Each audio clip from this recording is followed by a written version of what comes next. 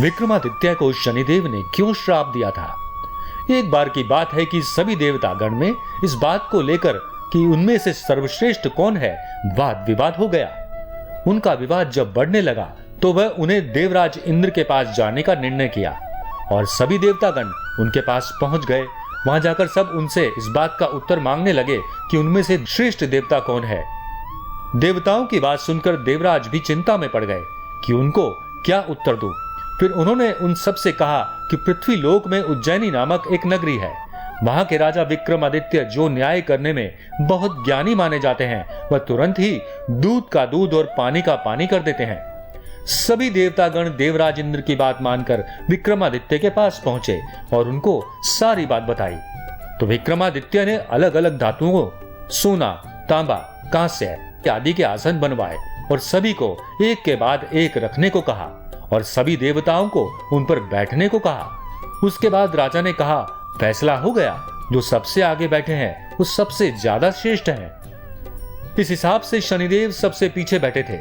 राजा की यह बात सुनकर शनिदेव बहुत क्रोधित हुए और राजा को बोला, तुमने मेरा घोर अपमान किया है, जिसका दंड तुम्हें अवश्य भुगतना पड़ेगा। इसके बाद शनिदेव समेत सभी देवता वहां से चले गए, लेकिन शनिदेव अपने अपमान को भूल नहीं पाए। वह राजा विक्रमादित्य को दंड देना चाहते थे। राजा को दंड देने के लिए एक बार शनिदेव ने एक घोड़े के व्यापारी का रूप धारण किया और राजा के पास पहुंच गए।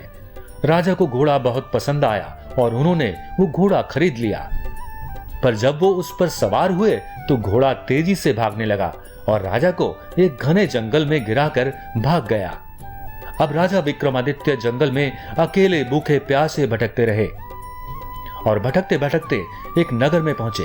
वहां जब एक सेठ ने राजा की यह हालत देखी तो उनको राजा पर बहुत दया आई और वो उन्हें अपने घर साथ ले गए।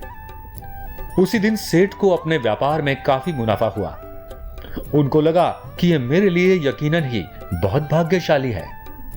सेठ के घर में एक सोने का हार खूंटी से लटके हुआ था। सेठ विक्रमादित्य को घर में कुछ देर अकेला छोड़कर किसी काम से बाहर गया तो इसी बीच खूंटी सोने के हार को निगल गई। सेठ जब वापस आया तो सोने के हार को न पाकर बहुत क्रोधित हुआ। उसे लगा कि विक्रमादित्य ने हार चुरा लिया, तो उसे लेकर उस नगर के राजा के पास गया और सारी बात बताई। राजा ने विक्रमादित्य से पूछा कि यह सब क्या है, क्या यह सच है? तो विक्रमादित्य ने बताया कि जिस खूंटी पर सोने का हार लटका हुआ था वो खूंटी उस हार को निगल गई। राजा को इस बात पर बिल्कुल भरोसा नहीं हुआ। राजा ने विक्रमादित्य के हाथ पैर काट देने की सजा सुना दी। अब विक्रमादित्य के हाथ पैर को काटकर नगर के चौराहे पर रख दिया गया। एक दिन उधर से एक तेली गुजर रहा था तो उसने जब विक्रमादित्य की हालत देखी तो उसे बहुत दुख हुआ। अब वो उन्हें अपने घर ले गया। एक दिन राजा विक्रमादित्य मल्हार गा रहे थे। उसी रास्ते से उस नगर की राजकुमारी जा रही थी। उसने जब मल्हार की आवाज सुनी तो वो आवाज का पीछा करते हुए विक्रमादित्य के पास पहुंची। उनकी यह हालत देखकर बहुत दुखी हुई और अपने महल जाकर पिता से विक्रमादित्य से शादी करने की जिद करने लगी। पहले तो राजा को बहुत क्रोध आया, लेकिन फिर बेटी की जिद के आगे झुककर उन दोनों का विवाह करा दिया। तब विक्रमादित्य पर शनिदेव की साढ़े साथी का प्रकोप भी समाप्त हो गया था। फिर एक दिन शनिदेव विक्रमादित्य के स्वप्न में आए और बताया कि यह सारी घटना उनके प्रकोप के कारण हुई। तब राजा ने कहा, हे प्रभु, आपने जितना कष्ट मुझे दिया उतना किसी को न दें। शनिदेव ने राजा को कहा, जो शुद्ध मन से मेरी पूजा करेगा, शनिवार का व्रत रखेगा, वो हमेशा मेरी कृपा का पात्र रहेगा। सुबह हुई तो राजा के हाथ पैर वापस आ चुके थे। राजकुमारी ने जब यह देखा तो बहुत प्रसन्न हुई।